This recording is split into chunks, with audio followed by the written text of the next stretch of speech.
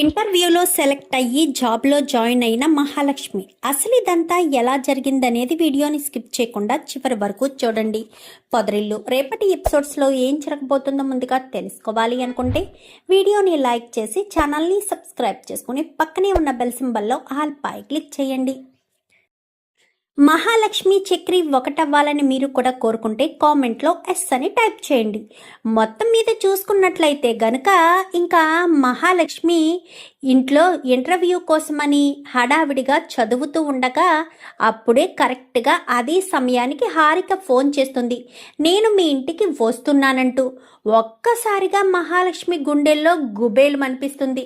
ఎందుకంటే మహాలక్ష్మి వాళ్ళ ఇల్లు ఎలా ఉంటుందో అందరికీ తెలుసు, కానీ హారికకు తెలియదు కదా. అసలు మహాలక్ష్మి ఎలాంటి ఇంట్లో ఉంటుంది అన్న విషయం తెలుసుకోవడం కోసమే కావాలని హారిక అయితే అక్కడికి వస్తుంది. అక్కడికి వచ్చాక తను పడ్డ ఇబ్బందులు, తను ఫేస్ చేసిన ప్రాబ్లమ్స్ అన్నీ చూశాక ఇంకా మహాలక్ష్మి ఎలాంటి ఇంట్లో నుంచి అక్కడికి వచ్చింది అన్నది క్లియర్గా అర్థమైపోతుంది. ఇంకా బయటికి వచ్చిన తర్వాత చక్రి నేను నీతో మాట్లాడాలి అని చక్రిని దూరంగా తీసుకెళ్ళి అసలు మహాలక్ష్మికి నీకు పెళ్లి కాలేదు అన్న విషయం నాకు కూడా తెలుసు. మహాలక్ష్మి ఇక్కడ ఉండడానికి తగని మనిషి. అసలు ఆ ఇల్లు ఎలా ఉంది, ఆ వాష్రూమ్ ఎలా ఉంది, ఆ బెడ్రూమ్ ఎలా ఉంది, ఆ ఇంట్లో ఎవరైనా ఉంటారా? మగవాళ్ళు కాబట్టి మీరు సర్దుకుంటున్నారో ఏంటో నాకు తెలియదు, కానీ మహాలక్ష్మి అక్కడ మహారాణిలా పెరిగింది. మా ఇల్లు చూసావు కదా, మహాలక్ష్మి రూమ్ కూడా చూసావు. అలాంటి చోట పెరిగిన అమ్మాయిని తీసుకొచ్చి ఇక్కడికి పెట్టావు. నువ్వు మహాలక్ష్మిని ప్రేమించలేదు, పెళ్లి చేసుకోను లేదు. నార్మల్గా మహాలక్ష్మి భూషణ్ నుంచి తప్పించుకోవడం కోసమే నీతో తాళి కట్టించుకుందన్న విషయం క్లియర్గా అర్థమవుతుంది. కాబట్టి మహాలక్ష్మి ఉండాల్సింది ఇక్కడ కాదు.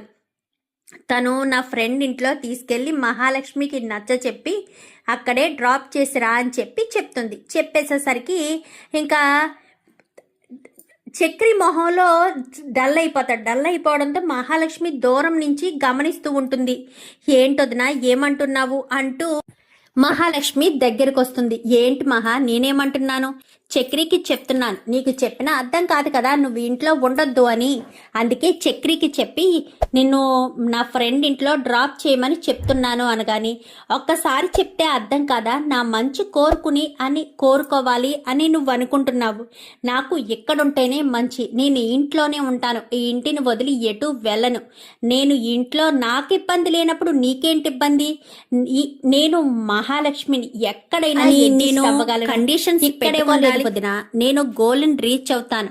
నా సర్టిఫికెట్స్ చింపి నన్ను నిస్సహాయ స్థితిలో వదిలేసిన వాళ్ళకి మహాలక్ష్మి ఎక్కడ ఉంటుందనేది కాదు, ఏ స్థాయికి చేరుకుందనేదే వాళ్ళకు అర్థమయ్యేటట్టు చేస్తాను వదినా అంటూ మహాలక్ష్మి మాట్లాడుతుంది.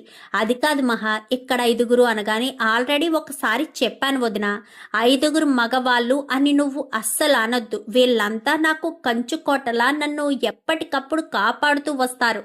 నాకు ఏ చిన్న ప్రమాదం కూడా తగలకుండా కాపాడతారు వీళ్ళనా నువ్వు తప్పు పడుతున్నావు, వీళ్ళనా తప్పుడు మనుషులు అంటున్నావు, వీళ్ళని ఒక్క మాట అన్నా నేను అస్సలు తట్టుకోలేను వదినా అంటూ గట్టిగానే సమాధానం చెప్తుంది మహాలక్ష్మి. అయితే చెప్పేసరికి నీ ఇష్టం మహా అని అక్కడి నుంచి హారిక వెళ్ళిపోతుంది.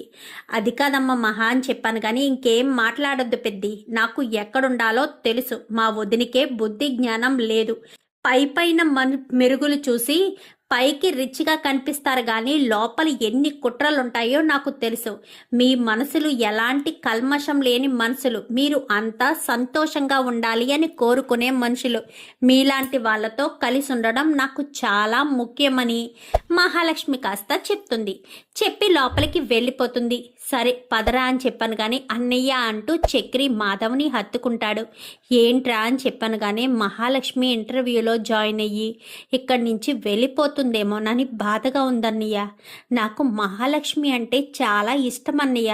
మహాలక్ష్మిని నేను ప్రాణం కంటే ఎక్కువగా ప్రేమిస్తున్నానన్నయ్య.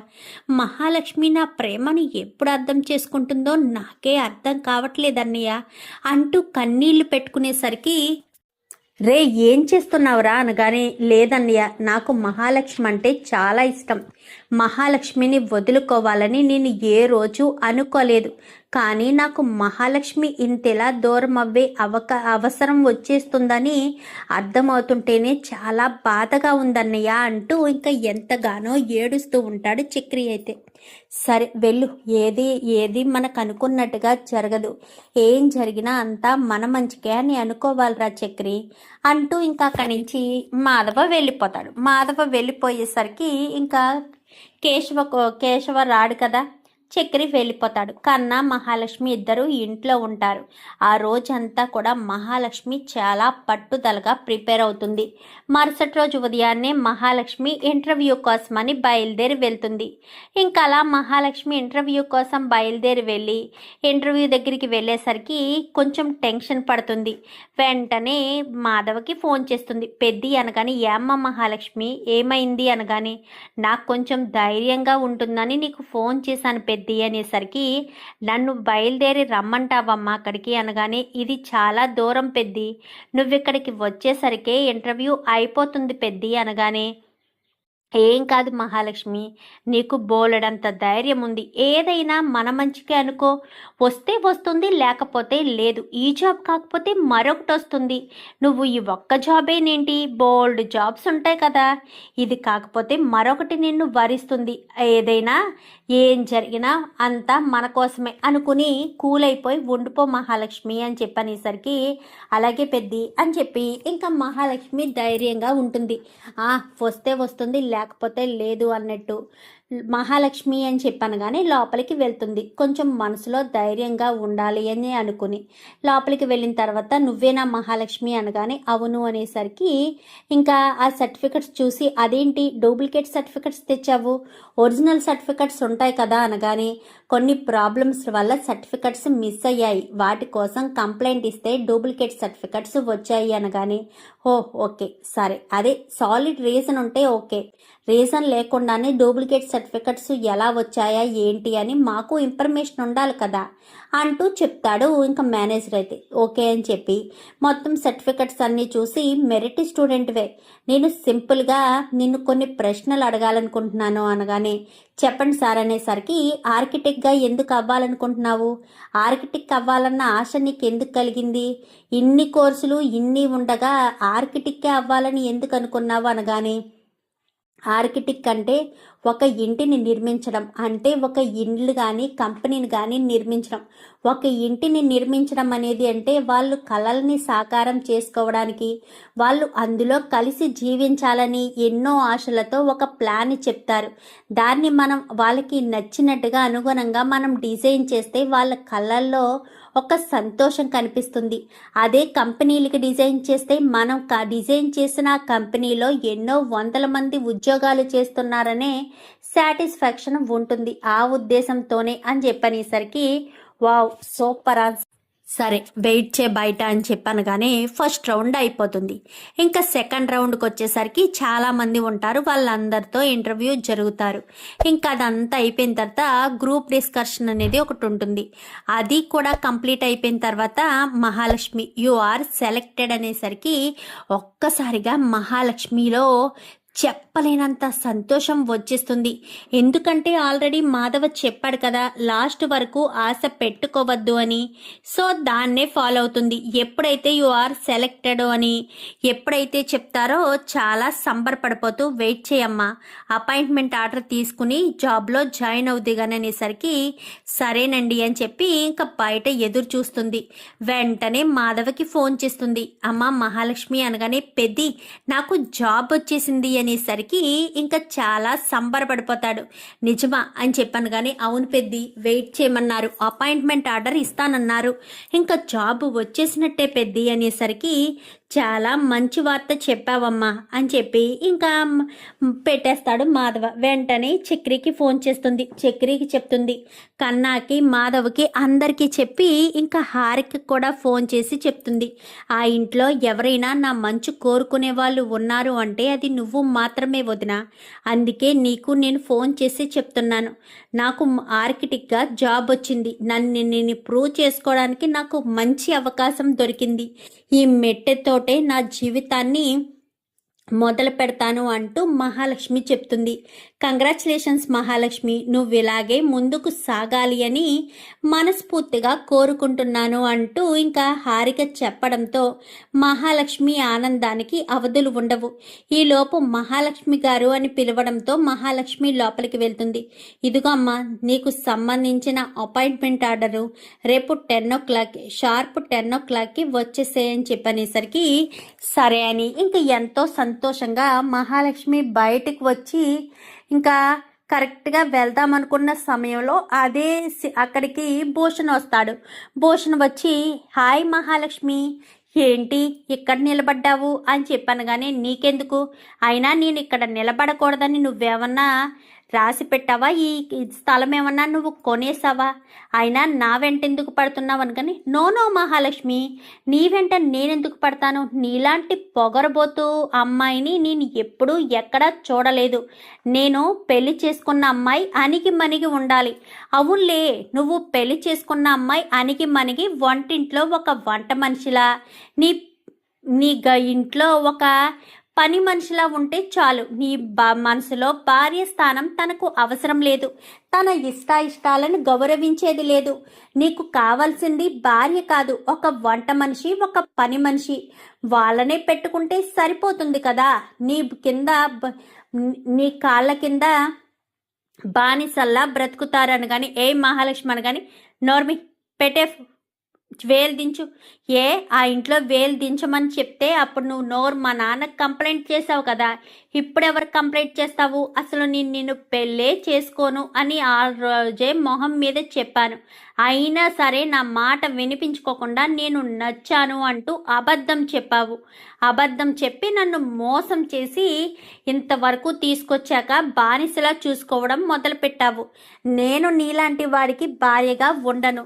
ఒంటరిగా అయినా నా జీవితాన్ని వెళ్ళబుచ్చుకుంటాను కానీ నీలాంటి వెధవకి మాత్రం భార్యగా ఉండను అంటూ మహాలక్ష్మి గట్టిగానే మాట్లాడుతుంది.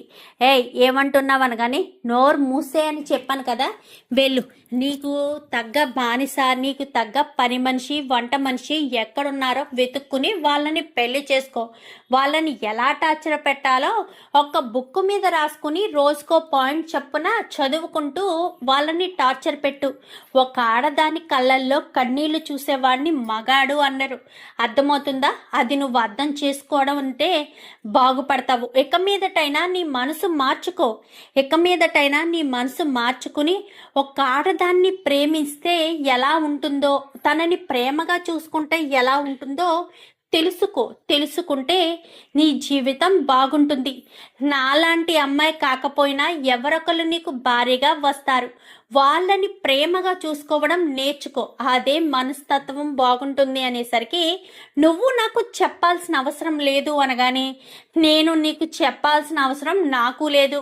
ఇక్కడ ఏదో ఆటో కోసం వెయిట్ చేస్తున్నాను కాబట్టి ఉన్నాను, లేదంటే ఇక్కడి నుంచి వెళ్ళిపోయేదాన్ని అంటూ మాట్లాడేసరికి డ్రాప్ చేయమంటావా? చిచి, నడుచుకున్నైనా వెళ్తాను కానీ నీలాంటి వాడి బండి మాత్రం ఎక్కను అనేసరికి వీళ్ళిద్దరూ మాట్లాడుకోవడం అటుగా వెళ్తూ చక్రి చూస్తాడు.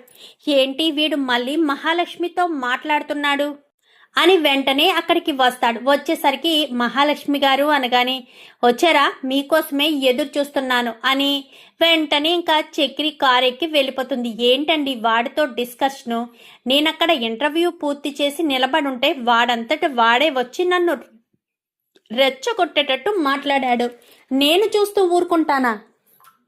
అందుకే వాడికి లెఫ్ట్ అండ్ రైట్ ఇచ్చేసాను అనేసరికి ఇంతకీ జాబ్లో ఎప్పుడు జాయిన్ అవ్వాలి అనగానే ఒక 3-4 డేస్లో వచ్చి జాయిన్ అవ్వమని చెప్పారు.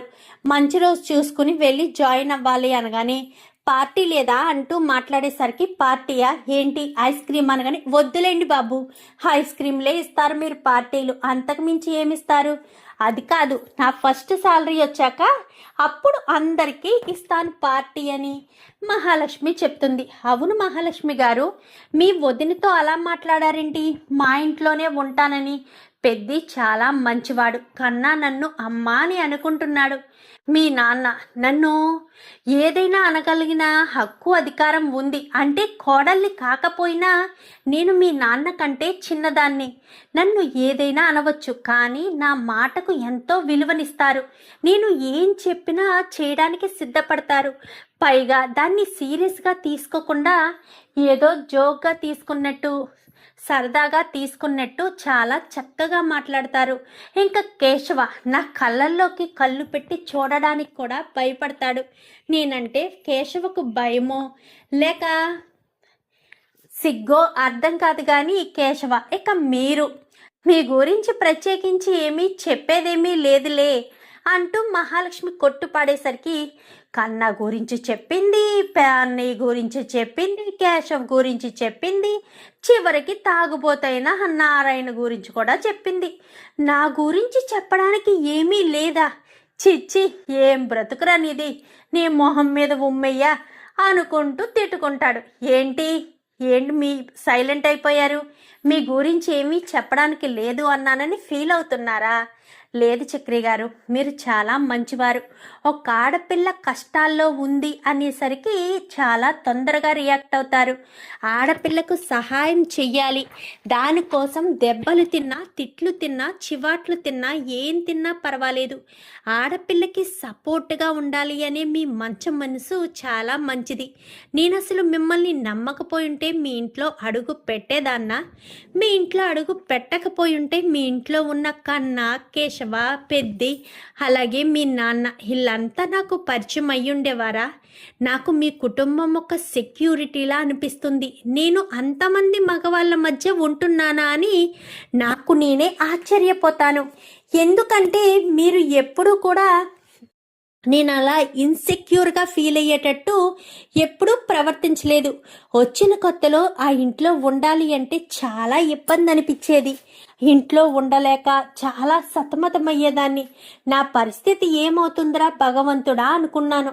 ఇప్పుడు మా వదిన్ని ఎదిరించి మరీ నేను ఆ ఇంట్లోనే ఉంటానని, నాకు ఆ ఇల్లే ఇష్టమని, ఆ ఇంట్లో మనుషులు నాకు ఒక రక్షణ కవచంలా ఉన్నారని ధైర్యంగా చెప్పగలిగే పరిస్థితి ఆ ఇల్లు నాకు కల్పించింది అంటూ మాట్లాడేసరికి ఇంకా చక్రి లోపల తెగ సంబరపడిపోతాడు. నా గురించి మహాలక్ష్మి గారి మనసులో ఈ ఉద్దేశం ఉందా? ఇదే ఉద్దేశంతో మహాలక్ష్మి గారు నన్ను ప్రేమిస్తే బాగున్ను. నేను ఇంటికి కోడలుగా వచ్చాను అని మహాలక్ష్మి గారు ఎప్పుడు చెప్తారో ఆ మాట నేను ఎప్పుడెప్పుడు వినాలా అని ఎంతో ఆతృతగా ఉంది నాకు అని చక్రి కాస్త అనుకుంటాడు. ఇంకా మహాలక్ష్మి చక్రి ఇంటికి వచ్చేస్తారు. ఇంటికి వచ్చేసరికి, వదిన మీకు జాబ్ వచ్చిందంట కదా? అవును కేశవ గారు అంటూ మాట్లాడేసరికి ఈలోపు అంతా కూడా చాలా సంబరపడుతూ ఉంటారు. సంబరపడుతూ ఉండగానే, వదిన ఖచ్చితంగా పార్టీ ఇవ్వాలి. ఇస్తానురా, ఖచ్చితంగా ఇస్తాను. పార్టీ కాదు, మొన్న మనం వెళ్ళామే రిసార్ట్కి, ఆ రిసార్ట్కి వెళ్ళి ఒక 1 వీక్ అక్కడే ఎంజాయ్ చేసి వద్దాము.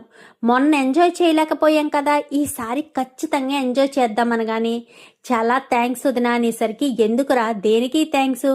నువ్వు మాతో పాటు మా ఇంట్లో మనిషిగా ఇంతలా కలిసిపోయినందుకు. మీరంతా నా కుటుంబ సభ్యులు, నా శ్రేయోభిలాషులు అని అనుకున్నాను కాబట్టే కదా మీ అందరితో ఎంత క్లోజ్గా ఉంటున్నానో, మీ అందరితో ఎంత సంతోషంగా ఉంటున్నానో. నాకు మీతో ఇలా ఉండాలని ప్రతి క్షణం అనిపిస్తూ ఉంటుంది. నాకు చాలా ఇష్టం అంటూ మాట్లాడేసరికి, చాలా థ్యాంక్స్ వదినా అని చెప్పాను. కానీ ఎందుకు అనేసరికి, ఈ మాట మీకు నిన్ననే చెప్దామనుకున్నాను. మీరు మీ వదినతో మాట్లాడిన మాటల తీరు నాకు బాగా నచ్చింది. ఈ కుటుంబం మీద, మా మీద మీకు చాలా నమ్మకం ఉంది. మీ వదినికి ఆ నమ్మకం లేదు, కానీ మీరు మాట్లాడిన మాటల తీరు మాత్రం నాకు బాగా నచ్చింది వదిన. నిజంగా మా కుటుంబం మీద మీకు ఎంతో అభిమానం, గౌరవం ఉన్నాయి. మా అన్నయ్య మీద, మా చక్రి అన్నయ్య మీద, మా నాన్న మీద, అందరి మీద గౌరవం ఉంది అనకని ఇది నా కుటుంబం రా కన్నా. నువ్వేమన్నావు? నువ్వు వస్తే అమ్మ అని నేను ఫీల్ అయ్యాను అన్నావు కదా. మరి అమ్మ పిల్లల్ని వదిలి వెళ్ళిపోతుందా? నీకు మీ నాన్నకి కూడా నేను అమ్మనేనని మీ నాన్నే చెప్పాడు కదా. అప్పుడు మిమ్మల్ని వదిలి నేను ఎలా వెళ్ళిపోతాను? బిడ్డల్ని వదిలి వెళ్ళిపోతానా నేను అంటూ మహాలక్ష్మి మాట్లాడిన మాటలకు మాధవకు కళ్ళంట నీళ్ళొస్తాయి. అన్నయ్య అంటూ ఇంకా కేశవ పట్టుకునేసరికి ఏమైంది పెద్ది అనగానే, మహాలక్ష్మి ఇంత దగ్గర అవుతుందని అస్సలు అనుకోలేదురా. మహాలక్ష్మికి మనం అంటే ఎంత ప్రేమ ఉందని అస్సలు అనుకోలేదు అనేసరికి, అవునన్నయ్య, మహాలక్ష్మికి మనం అంటే చాలా ఇష్టం. సరే మహాలక్ష్మి, నీకేం కావాలి? పాయసం చేసి పెట్టనా? నీకు ఉద్యోగం వచ్చింది కదా, ముందైతే ఇంట్లో పార్టీ చేసుకోవచ్చు. బిర్యానీ చేయన్నయ్య అనగాని, సరే వెళ్ళి మటన్ తీసుకురాని. ఇంకా ఇంట్లో చాలా ఎంజాయ్మెంట్ చేస్తారు. చేసిన తర్వాత మహాలక్ష్మి ఇంటర్వ్యూ అయిపోయింది కదా, జాబ్ కూడా వచ్చింది కదా, జాయిన్ అవ్వడానికి బయలుదేరుతుంది. బయలుదేరేసరికి పెద్ది కాళ్ళకు నమస్కారం చేసి వెళ్ళొస్తాను పెద్ది, నన్ను ఆశీర్వదించు అనేసరికి మహాలక్ష్మిని ఇటు పెద్ది అటు నారాయణ ఇద్దరు కూడా ఆశీర్వదించి పంపిస్తారు. ఇంకా చక్రి అయితే తీసుకెళ్లి జాబ్ దగ్గర జాయిన్ చేస్తాడు. ఈవినింగ్ ఎంత లేట్ అయినా సరే నాకు ఫోన్ చేయండి, నేను వచ్చి పికప్ చేసుకుంటాను. మీరు క్యాబుల కోసం ఆటోల కోసం ఇబ్బంది పడద్దు, ముందుగానే నాకు ఫోన్ చేస్తే నేను వచ్చేస్తాను అని చెప్పనేసరికి, సరేనండి, అయినా మీకు శ్రమ కదా. అయ్యో, మీ విషయంలో నాకు శ్రమ ఏంటి? నాకు ఏ శ్రమ లేదు. మీరు నాకు ఫోన్ చేయకపోతేనే నేను ఫీల్ అవుతాను అనగానే, లేదు లేదు చేయిస్తాను అని చెప్పి మహాలక్ష్మి కాస్త చెప్తుంది. ఇంకా లోపలికి వెళ్ళి జాబ్లో జాయిన్ అయ్యి మొదటి రోజు జాబ్ అంతా కొంచెం కొత్తగా ఉన్నా అందరినీ పరిచయం చేసుకుని తను ఏం చేయాలో ఏంటో అన్నీ కూడా చూసుకుని ఇంకా సాయంత్రం 6 అవుతుందంతే. ఇంకా మహాలక్ష్మి బయలుదేరి బయటికి వస్తుంది. వచ్చేసరికి కరెక్ట్గా 6 గంటలకి 6:10 కల్లా బయట ఒక వెహికల్ ఉంటే ఆ వెహికల్ని పక్కకు తప్పించి కరెక్ట్గా మహాలక్ష్మి వచ్చేసరికి వెహికల్ పెట్టి రెడీగా ఉంటాడు చక్రి. వచ్చేసారా అనగానే, వచ్చేసాను, మీరు 6 అయ్యేటప్పుడు కంప్లీట్ అవుతుందన్నారు కదా, అందుకే నేను వచ్చేసాను అనగానే, సరే పదండి వెళ్దామని. ఇంకా ప్రతిరోజు ఉదయాన్నే చక్రి తీసుకువెళ్ళడం, సాయంత్రం తీసుకురావడం. మధ్యాహ్నం లంచ్ వచ్చేసి రోజు ఇంటి దగ్గర మాధవ వండి పెడితే క్యారియర్ తీసుకుని వెళ్తుంది. ఎందుకంటే హోటల్ ఫుడ్ ఎక్కువ తినడం నాకు ఇష్టం ఉండదనేసరికి రోజు నేనే వండుతానమ్మా అంటూ ఇంకా చక్రి అయితే మాధవ్ అయితే ప్రతిరోజు కూడా మహాలక్ష్మికి వంట చేసి క్యారియర్ పెట్టి ఎవరి క్యారియర్లు వాళ్ళకి కట్టి ఇంకా ఎవరిని వాళ్ళకి పనుల్లోకి పంపిస్తుంది. అమ్మ మహాలక్ష్మి జాగ్రత్త, చక్రికి మాత్రం ఫోన్ చెయ్యి, ఒకవేళ వాడు ఫోన్ లిఫ్ట్ చేయకపోతే మాలో ఎవరికైనా ఫోన్ చేయి, అంతేగాని ఒంటరిగా మాత్రం నువ్వు రావద్దు అనేసరికి, సరే ఒంటరిగా రాను అని చెప్పి మహాలక్ష్మి కాస్త చెప్తుంది. చెప్పడంతో, ఎందుకన్నయ్య ప్రతిరోజు నేను వెళ్తాను కదా అనగానే, నువ్వు వెళ్తావులేరా, ఒక్కోసారి నీ ఫోన్ సిగ్నల్ టవర్ బాగోకపోతే రాదు కదా, అప్పుడు మహాలక్ష్మి ఇబ్బంది పడకుండా ఉండడం కోసం చెప్పానే తప్ప వేరే ఉద్దేశం కాదు, ఆప్షనల్ మాత్రమే.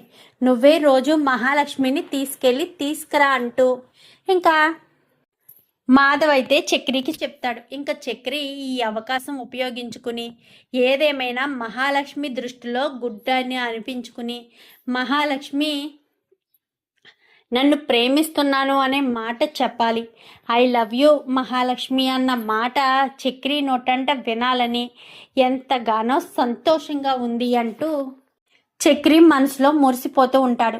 ఏంటి మీలో మీరే నవ్వుకుంటూ ఉంటున్నారు? జోక్ ఏదైనా గుర్తొస్తే నాకు చెప్పొచ్చు కదా అనగాని, అది జోకు కాదండి, ఇలా జరగబోతుందని సంతోషం, ఆ సంతోషాన్ని చెప్పుకుంటున్నాను అనగానే, అవునా, సర్లే, ఇంకా నా ఆఫీస్ దగ్గరికి వస్తుంది, ఇక్కడ డ్రాప్ చేసాను, సిగ్నల్ ఉంది కదా అనగాని, ఏం కాదు, సిగ్నల్ ఒక 5 మినిట్స్ అంతే, మీరు ఆఫీస్ ముందే దిగాలి, ఆఫీస్ ముందే ఎక్కాలి, అర్థమవుతుందా అంటూ ఇంకా చెప్పేసరికి, సరే అని మహాలక్ష్మి కాస్త ఆటో దిగి సరే వెళ్ళొస్తాను అంటూ భర్తకి ఏ విధంగా చెప్తారో అలానే చెప్పి బయలుదేరి ఆఫీస్లో కడితే అడుగు పెడుతుంది. చూద్దాం మరి రాబోయే ఎపిసోడ్స్లో ఏం జరుగుతుందో. వీడియో నచ్చితే లైక్ చేసి ఛానల్ని సబ్స్క్రైబ్ చేసుకుని పక్కనే ఉన్న బెల్ సింబల్లో ఆల్ పై క్లిక్ చేయండి. Thank you for watching.